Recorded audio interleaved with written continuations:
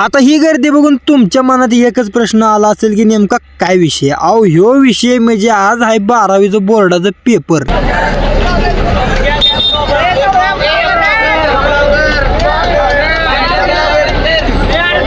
मी इष्टीतनं video काढायला लागलेला बघून सगळीच पोरं इकडे हात करायला. आज टेन्शन घेऊन बाबानो सगळ्यांना घेतो शेजारी. आज सगळी एका ह्याच्यात गावलेली. तर रामकृष्ण हरी मित्रांनो, स्वागत आहे तुमच्या नवीन एका ब्लॉग मध्ये. आज आलो होतो मी 12वीचा बोर्डाचा पेपर द्यायला आणि आज होता आमचा मराठीचा पेपर. आज मी इष्टीनेच जाणार होतो कारण रोज रोज गाडी नेली ना घरची लावतील म्हणजे टोल. घरच्यांना सोडावं, इथं गेटच्या बाहेर गर्दी कसली आहे बघा. जे ते इकडेच बघायला लागलो होतं मी ब्लॉग काढायला लागलेलं बघू. आता पोरं एवढे हसायला लागली ती म्हणजे आज आहे मराठीचा पेपर नाही तर इंग्रजीच्या पेपर आहे. दिवशी गड्यांची तोंड बघायला पाहिजे होती पेपराकडून आल्यावर. त्यांचं म्हणण्यापेक्षा माझाच पेपर लय आवड गेला होता त्यामुळे 2-3 दिवस ब्लॉगच काय बनवलं नाही. मग काय आता कुठून इष्टीतच तुम्हाला जाऊ डायरेक्ट उतरले आपल्याला हे हत्यार दिसलं बघा. त्याला काय बघताय जरा माझ्या तोंडाकडे बघा, माझ्या तोंडाकडे काय बघताय, ह्याच्या तोंडाकडे बघा, ह्याच्याकडे काय बघताय, ह्याच्याकडे बघा.